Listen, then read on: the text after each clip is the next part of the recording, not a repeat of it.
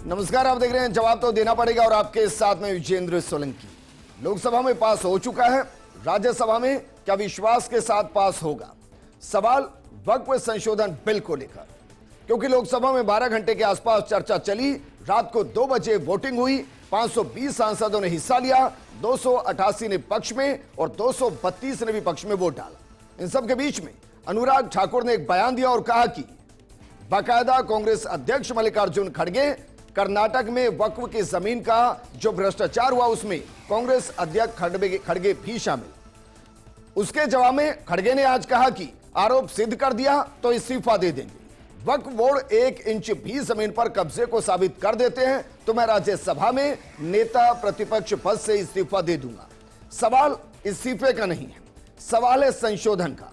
और क्या राज्यसभा में भी यह संशोधन पास होगा और यह कानून का रूप लेगा? आज बात इसी मुद्दे पर।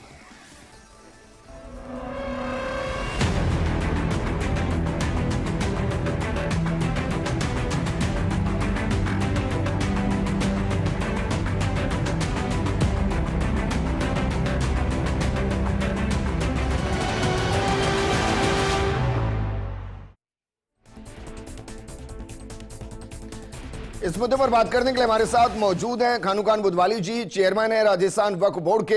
हमारे साथ वरिष्ठ अधिवक्ता संजय महला जी जुड़े हैं, राजनीतिक विश्लेषक आलोक पांडे जी और राजनीतिक विश्लेषक देवेंद्र शास्त्री जी। शुरुआत करते हैं खानुखान बुधवाली जी आपके साथ। सर बताइए, लोकसभा में यह संशोधन बिल पारित हो गया है, आपको विश्वास है राज्यसभा में भी पारित होगा?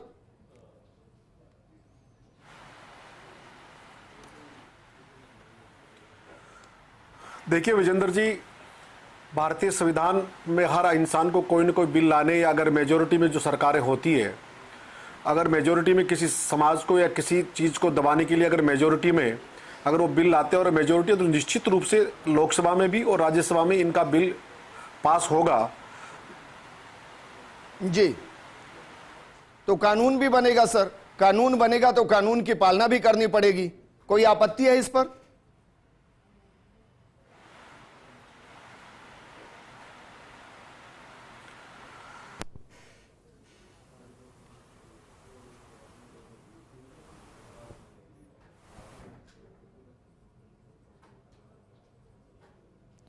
सर आवाज आपकी नहीं आ रही है, वापस आपको कनेक्ट करेंगे। लेकिन देवेंद्र शास्त्री जी, क्या हम इसको एक रिवॉल्यूशनरी संशोधन कह सकते हैं कि भाई जिसके जरिए जमीन का सही इस्तेमाल, वक्फ का सही इस्तेमाल उस समाज के लिए होगा जो देश की 2nd लार्जेस्ट पॉपुलेशन और देश की 3rd लार्जेस्ट जमीन उनके पास, और उसके बावजूद वो शिक्षा से महरूम, वो चिकित्सा से महरूम, वो रोजगार से महरूम और एक अच्छे जीवन यापन से महरूम। देखो विजेंद्र, निश्चित रूप से देखिए, प्रजातंत्र में जो भी रिसोर्सेज देश के पास या समाज के पास है उनका एक जस्टिफाइड डिस्ट्रीब्यूशन तो जरूरी है, इसमें तो कोई शक नहीं है। लेकिन जो सरकार सत्ता में होती है उसको थोड़ा सा ये काम इस नज़रिए से करना चाहिए कि सबकी सहमति और सबकी संतुष्टि के, मैक्सिमम लोगों की संतुष्टि के तहत आगे बढ़ें। अब ये जो वक्फ संशोधन बिल जो आया है, इसमें 2-3 इश्यूज हैं जो कंट्रोवर्शियल हैं। बाकी के चीज़ें तो आप कोई भी एक सामान्य ज्ञान का व्यक्ति यही कहेगा कि नहीं, बिल्कुल ये जस्टिफाइड है। कि जैसे कि जो एक आर्बिट्रेशन का जो प्रोविजन था कि भाई इनकी तो आगे सुनवाई नहीं हो सकती है, जो कह दिया सो फाइनल है। तो मैं समझता हूं कि कोई भी कानून का या नेचुरल जस्टिस का जो समर्थक होगा वो इस तरह के नियमों को स्वीकार नहीं करेगा। तो इसमें संशोधन करना मैं समझता हूं कि जरूरी था और अच्छा था कि बहुसंख्यक जो समाज है वो भी उसको एक लॉजिकल उसमें एक्सेप्ट कर सके। लेकिन जैसे धार्मिक स्वतंत्रता का जो अधिकार है उसमें अगर आप थोड़ा सा दखलंदाजी डाल रहे हैं कि भाई अदर धर्म का या समाज का व्यक्ति भी उसके अंदर आएगा और उनके फैसलों में शामिल होगा, तो ये एक तरह का प्रोविजन थोड़ा सा कंट्रोवर्शियल है। देवेंद्र जी, इस कंफ्यूजन को मैं यहीं खत्म कर देता हूं। कल बाकायदा गृह मंत्री ने लोकसभा में ऑन रिकॉर्ड कहा कि कोई भी गैर मुस्लिम वक्फ बोर्ड के काम में कोई अड़ंगा नहीं डाल रहा है, ना डिसीजन मेकर है और ना उस संगठन का हिस्सा है। ये तो कल गृह मंत्री क्लियर कर चुके हैं। लेकिन एक्ट का हिस्सा था, ये एक्ट में लिखा गया था, नहीं, एक्ट में प्रावधान अभी भी किया है। गया था। तो आप समझिए, एक्ट में अभी भी बहस है। के बाद उन्होंने उसको हटाने की बात कही नहीं, मैं इसको और क्लियर करता हूं। इसको ऐसे समझिए कि फर्स्ट इंडिया के अंदर सपोज कीजिए कि एक्स को बहुमत के साथ रखा जा रहा है, लेकिन वाई मॉनिटरिंग के लिए है कि ऐसा ना हो कि एक्स पूरे तरीके से एक तरफा काम करे। तो मॉनिटरिंग की पोजीशन में तो अभी भी है सर, और ये होना भी चाहिए। भाई जब क्लॉज ये कह दे कि गैर मुस्लिम जमीन भी वक्फ हो सकती है, तो कोई गैर मुस्लिम तो होना जो देखे, हस्तक्षेप नहीं कर रहा है। नहीं, देखो विजेंद्र, अभी जो माहौल देश में चल रहा है और जो सत्तारूढ़ पार्टी है उसके ऊपर इस तरह के आरोप लगते हैं कि साहब एक खास कम्युनिटी को टारगेट करके चीजें की जा रही हैं, तो मुझे लगता है कि सरकार की रिस्पॉन्सिबिलिटी बनती है, राजनीतिक विश्लेषक है ना, सरकार की रिस्पॉन्सिबिलिटी बनती है कि चीजों को इस तरह से पेश करे ताकि ये जो पैरिटी है, इस तरह का जो पक्षपातपूर्ण माहौल है, उसको खत्म किया जा सके। उस पर तो वोट बैंक टिका है ना सर, आप भी जानते हैं अपोजिशन का पूरा वोट बैंक टिका है। वरना मैं आपसे पूछता हूं, 3 सवाल करता हूं, क्या जनधन खातों में धार्मिक बीच में कहीं से एंगल आया? क्या प्रधानमंत्री आवास योजना में कहीं बीच में एंगल आया? आप बताइए ना मुझे। क्या किसान सम्मान निधि में कहीं बीच में धर्म आया? आप दो चीजें गिना करके ये सरकार को आप पूरी तरह से छुट्टी नहीं, मैं छुट्टी नहीं दे रहा हूं। कानून बुधवाली जी हमारे साथ जुड़ गए हैं। कानून बुधवाली जी, आप कह रहे हैं भाई जो बहुमत में होगा वो कानून लेकर आएगा, लेकिन कानून तो संविधान सम्मत होगा, वरना तो चैलेंज होता है। तो मेरा सवाल यह कि अगर ये कानून बनता है तो फिर तो सबके लिए बाध्यकारी होगा, तो स्वागत करेंगे इसका। ये समझ में नहीं आया, आप विजेंद्र जी एक भाजपा प्रवक्ता के रूप में क्यों बोलते हो कि कांग्रेस के अकलियत के वोट केवल कांग्रेस को मिलते हैं? ये आप तय करोगे, भाजपा ये प्रवक्ता के रूप में बात करते हो क्या आप? ये गलत चीज है। आप हमेशा गलत अकलियत को हमेशा अच्छा, माफी सर, कानून बुधवाल जी माफी। मुझे लगा मैंने राजस्थान वक्फ बोर्ड के चेयरमैन जी को जोड़ा है, मुझे नहीं लगा था कि मैंने कांग्रेस प्रवक्ता को जोड़ा है सर। पर्टिकुलर पार्टी में कैसे जोड़ सकते हो?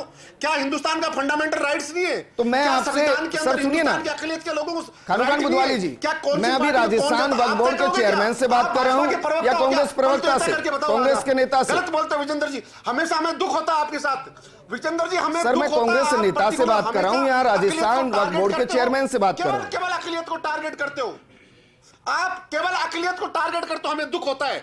आप हमेशा टारगेट करते हो अकलियत को। कानून बुधवाली जी, आप एज ए कानून बुधवाली जी नहीं चलेगा सर, के रूप में करें। हिंदुस्तान माफी के साथ सर, माफी के साथ सम्मान करते हैं, माफी के साथ सर, नहीं चलेगा। मेरा एक स्टेटमेंट आप बता दीजिएगा, प्रॉब्लम क्या है सर? प्रॉब्लम यह है कि जब मैं प्रोग्राम करता हूं कि भाई राजस्थान के अंदर, कानून जी दिक्कत यह है कि जब मैं प्रोग्राम करता हूं ना कि राजस्थान में 30,000 एकड़ जमीन वक्फ बोर्ड के साथ है, अगर मैं थोड़ा भी गलत हूं ना, आप मुझे सही कर दीजिएगा। 30,000 एकड़ जमीन है सर राजस्थान में वक्फ बोर्ड के साथ। आप कहेंगे तो मैं जिलेवार दिखा दूंगा, डाल दीजिए भाई पीछे एक बार जिलेवार दिखा देता हूं। और आपके ही मुताबिक उनसे रेवेन्यू 2 करोड़ है, 2 करोड़ है सर। मतलब ये हो गया कि एक एकड़ पर जो रेवेन्यू है वो 666 रुपए हो गया। कैलकुलेशन के साथ बता रहा हूं सर, लॉजिकल। और एक एकड़ में जो जमीन होती है वो 4800 गज से ज्यादा होती है, मतलब हर एक गज पर महज 10 पैसे के आसपास सालाना रेवेन्यू फिलहाल मिल रहा है। गलत तो नहीं है सर? क्या कह रहे हो सर आप झूठ मत बोलो, आप एंकर हो, झूठ मत बोलो। आप सही कीजिए सर, मैंने अपना आंकड़ा पेश कर दिया, सही कीजिए सर। नहीं है, फिर कह रहा हूं मैं आपको, आप रेवेन्यू में, आरटीआई में हमारे पे विश्वास नहीं करते, आप हिंदुस्तान की अकलियत पे विश्वास तो नहीं करते विजेंद्र जी, क्योंकि आपको विश्वास नहीं है। आप एक प्रवक्ता के रूप में बोलते हो सर, मैं आपके ही बयान को कोट कर रहा हूं, मैं अपना नहीं कर रहा हूं कोट। आंकड़े के अंदर 30,000 एकड़ जमीन आ जाए जो आपका वो मानने नहीं है सर। आप भाई एक बार डालिए विजेंद्र जी, आप डालिए पीछे एक बार, तैयार हूं मैं। आप बताइए कितनी जमीन है सर? नहीं है सर, दावे के साथ कह रहा हूं मैं। कितनी जमीन है सर? अगर हो रेवेन्यू में, अरे सर हमें तो फायदा हो जाएगा, आप दिलाओ तो सही रेवेन्यू का पट्टा।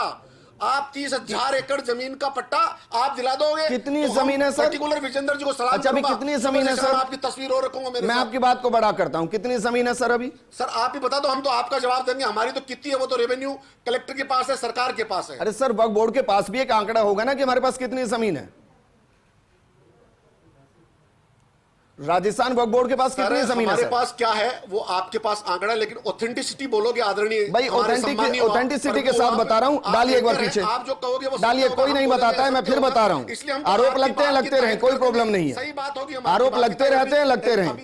वक्फ assets management system of India, फिर पढ़ रहा हूं मैं, Waqf assets management system of India, यह वेबसाइट है, आप गूगल कीजिए, अभी गूगल कीजिए। इस पर बाकायदा राजस्थान में 30,895 एकड़ जमीन है, संपत्तियां हैं जो हैं वक्फ के साथ, राजस्थान वक्फ के साथ है 30,895। खानुखान जी मैं अपने आप को सही कर रहा हूं, 30,000 नहीं है सर संपत्तियां, 30,895 संपत्तियां, मैं अपने आप को सही कर रहा हूं, माफी के साथ ये और ज्यादा है। तो सर एक काम करो, आप हमें 30,800, अरे आदरणीय, मैं आपकी बात को सलाम करूंगा, मैं आपकी बात को मान लूंगा कि आपके, अरे सर मैं आपको क्या कह रहा हूं खानुखान जी, बता दो भाई मैं फिर पढ़ रहा हूं, Waqf assets management system of India की ऑफिशियल साइट है नहीं है, फिर कह रहा हूं मैं आपको, उस पर आंकड़ा है तो मैं आप मान लूंगा ना।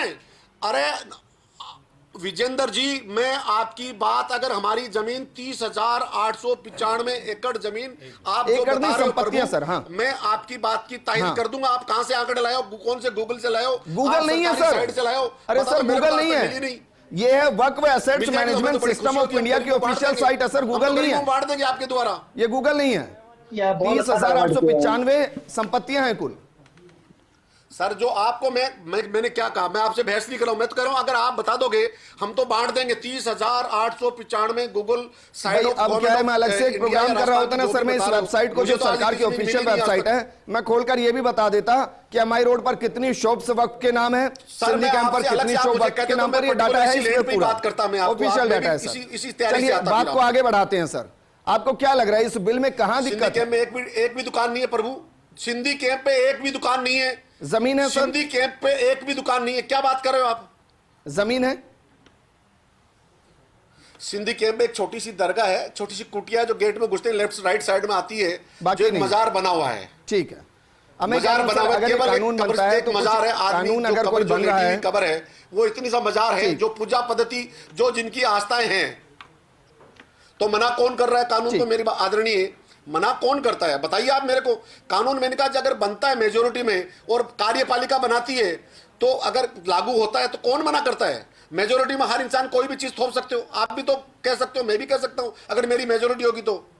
हम तो कह रहे हैं केवल अकलियत पे क्यों ये सारे एक्सपेरिमेंट होते हैं सर? देवस्थान पे क्या, मेरे पास बाकी पैनलिस्ट भी, मैं उनका रुक रहा हूं, वरना खानुखान जी अच्छा लगता है जब 1995 के अंदर क्लोज 40 के अंदर ये लिखा गया कि वक्फ अगर किसी जमीन को कह दे मेरी है और वो उसकी जमीन हो जाए तो इसका भी विरोध उस वक्त होना चाहिए था। लेकिन मैं वापस आ रहा हूं संजय महिला जी, क्या वाकई में ये जो कानून आ रहा है, मैं कानून इसलिए कह रहा हूं कि राज्यसभा में पारित होगा, राष्ट्रपति से यकीनन सिग्नेचर होगा, उसके बाद चैलेंज होता है, होता रहेगा, लेकिन क्या वाकई में आपको लग रहा है कि जो 25 करोड़ के आसपास की आबादी है, देश की सेकंड लार्जेस्ट पॉपुलेशन है, उसके लिए थर्ड लार्जेस्ट जमीन का इस्तेमाल या कहें कि उस बोर्ड का इस्तेमाल उनके उत्थान के लिए नहीं हो रहा? क्योंकि अगर हो रहा होता तो ना हम रोजगार की बात कर रहे होते उसमें, ना हम शिक्षा में सबसे नीचे पायदान पर देखते, ना हम उनको बाकायदा बेरोजगारी में सबसे नीचे पे और ना चिकित्सा के लिए नीचे देखते, वहां वेलफेयर के लिए काम हो रहा होता। विजेंद्र जी, अगर अपन कल से पहले अगर वक्फ बोर्ड के वक्फ एक्ट के ऊपर चले तो इसके 1995 के बाद में जो रिजल्ट आने चाहिए थे वो रिजल्ट पॉजिटिव नहीं आके हमारे माइनॉरिटी के अंदर शिक्षा में पूरी तरह से पिछड़े, शिक्षा के बाद में चिकित्सा में पिछड़े, इसके बाद के अंदर हर तरीके से पिछड़ते गए। लेकिन पर्टिकुलर कुछ सेलेक्टेड आदमी वक्फ के नाम पर, जमीनों में लैंड माफिया के नाम पर जिस तरीके से ये बिजनेस फैलता फूलता गया, और उसके बाद के अंदर इनका जब कहीं कोई वाचिंग सिस्टम नहीं रहा, कुछ ही नहीं रहा, यह कानून लाजमी था। कल लोकसभा के अंदर विस्तृत 12 घंटे की बहस के बाद में इस कानून के तहत पहले तो यह भ्रांति थी कि साहब वक्त ख़त्म कर रहे हैं, ये एक तरह से मुस्लिम कम्युनिटी के खिलाफ ये एक्ट आ रहा। कल रात को जब सुबह लोगों से बात हो रही थी तो लोगों ने कहा ये एक्ट तो ख़त्म ही नहीं हुआ। तो ये जो भ्रांतियां थी, कानून में सुधारात्मक प्रयास आते रहते हैं, सरकारें आई हैं, सरकारें गई हैं। तो ऐसी स्थिति के अंदर हर कानून के अंदर, अभी बीएनएस में हमारे कोर्ट के अंदर भी हर तरीके से बीएनएसएस बीएनएस सब के अंदर यह बदलाव आए हैं।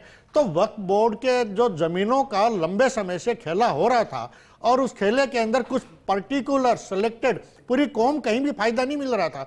आज एक गरीब मुसलमान है, उसके बच्चे पढ़े लिखे, उनकी शिक्षा का अच्छा इंतजाम हो, चिकित्सा का हो, उनके रहने की बेहतर सुविधा हो, इधर किसी का ध्यान नहीं। खाली कुछ लोग बाग प्रॉपर्टी डीलर के नाम पर वक्फ संपत्तियों का जिस तरीके से ये बढ़ोतरी कर रहे थे, 9,40,000 एकड़ के अंदर पूरे देश के अंदर जिस तरह के ये संपत्तियों का विस्तार हुआ, 8,70,000 इनमें संपत्तियां थी। ये भूमि आई कहां से? जहां पर आपने हाथ रख दिया वो वक्फ की, चाहे कोर्ट हो, हाई कोर्ट हो, संसद हो, रेलवे स्टेशन हो, तो कहीं ये कानून है, ये क्या चीज है? तो ये लाजमी था बाकायदा। कल होम मिनिस्टर साहब ने सबने लोकसभा के अंदर सारी चीजें क्लियर की, किसी कास्ट के खिलाफ, धर्म के खिलाफ नहीं है, आप झूठ आंकड़े पेश मत करो, आप लॉयर हैं, कतई किसी के खिलाफ नहीं है, सुधारात्मक रूप से है। इसको धार्मिक मैं आपको अधिवक्ता के तौर पर जोड़ रहा हूं, मुझे सिर्फ ये बताइए, कुछ लोग ये कह रहे हैं कि इसमें संविधान की कुछ धाराओं का उल्लंघन हो रहा है, उनको बाईपास किया जा रहा है, क्या ऐसा है? बिल्कुल भी नहीं है। संविधान की जिस धारा का बार बार आगे उल्लेख किया जा रहा है उसके अंदर यह है कि हर धर्म को अपनी संपत्तियों के बारे में, लेकिन हिसाब किताब देने में कहां दिक्कत आ रही है? इसके अंदर इतना ही तो बदलाव है कि कोई भी संपत्ति है उसका हिसाब किताब ले लिया जाए, लिखित में कर लिया जाए। अगर मैं गलत हूं तो जियो मैप टैगिंग की हुई है, संपत्ति की जियो मैप टैगिंग है। अभी आपने थोड़ी देर पहले आंकड़े दिखाए हैं और वो मानने के लिए तैयार नहीं है, तो फिर आंकड़े कहां से आए? फिर ये बता दो। ये लोगों को अब उनको अच्छा लग रहा हूं मैं, जब मैं बता रहा हूं ना कि जियो मैप टैगिंग हो रही है, तो खानूखान जी को मैं अच्छा लग रहा हूं। आलोक पांडे जी, सर वापस आऊंगा मैं आपके पास। खानूखान जी, आलोक पांडे जी, क्या वाकई में इस पूरे डिसीजन को, या कहें कि जो इस वक्त लोकसभा और राज्यसभा में चल रहा है एक संशोधन को लेकर, आपको लग रहा है कि दूर दूर तक इसका राजनीति से कोई लेना देना, या आपको लग रहा है कि एक कौम जिसके पास इतनी जमीन, इतने संसाधन, उसका बेहतर इस्तेमाल हो और किसी भी कानून के जरिए किसी और के अधिकारों का हनन ना हो, उसको संरक्षित किया जा सके, बस मकसद इतना है? नहीं, पहले इसको संवैधानिक नजरिए से समझ लेते हैं। भारत में संविधान दो तरह से संशोधन होता है, एक 50% प्लस एक 2/3 से। संविधान में बताया गया जो मेजर संशोधन होंगे, जो संविधान में महत्व रखते होंगे, वो 2/3 बहुमत से होंगे। वक्फ संशोधन तो 50% प्लस 1 से, यानी संवैधानिक नजरिए से ये सामान्य बिल है जिसको लेकर के सब लोग इतनी बड़ी बड़ी बातें करते हैं। कॉन्स्टिट्यूशन में तो एक सामान्य बिल है। अब दूसरी बात आती है, कोई भी ऐसी बॉडी जो जस्टिस के पास जाने में अवरोध पैदा होता हो, वक्फ बिल के माध्यम से जो भी वो कानून में कोई किसी जमीन को अपने पास करते हैं, उसमें सिविल लॉ के तहत, देखिए जमीन का मैटर तो सिविल लॉ आएगा, सिविल लॉ के तहत हम न्यायालय नहीं जा सकते। हम जो 5 रिट्स है मौलिक अधिकार की, उसके तहत हम सिर्फ न्यायालय जा सकते हैं। इस देश में अगर भारत का पार्लियामेंट अभी देखिए बिल ला रहा है, इसके अगेंस्ट आप सुप्रीम कोर्ट जा सकते हैं, लेकिन वक्फ बोर्ड मेरी जमीन को ले ले तो उसके साथ हम न्यायालय नहीं जा सकते हैं। इतना भस्मासुर बनाया था कांग्रेस ने 2013 में, चुनाव के 45 दिन या 30 दिन नोटिफिकेशन के पहले, जल्दबाजी में, बगैर किसी के परिचर्चा के साथ, बगैर नहीं। आलोक पांडे जी भाई, हो सकता है मेरे आंकड़े में 2-4 का इधर उधर का फेर हो, लेकिन अगर मैं गलत नहीं तो वक्फ की संपत्ति के डिस्प्यूट में से 165 के आसपास मामले हैं सर, जो बाकायदा हाईकोर्ट और सुप्रीम कोर्ट में चल रहे हैं। क्योंकि क्लोज 40 ये जरूर कह रहा है, लेकिन वो ये भी कह रहा है कि कुछ सेलेक्टिव मामलों को लेकर आप कोर्ट जा सकते हैं। अब सेलेक्टिव तो हर मामला हो सकता है। नहीं, वो चलिए, माफी के साथ सबको रोकना चाहेंगे।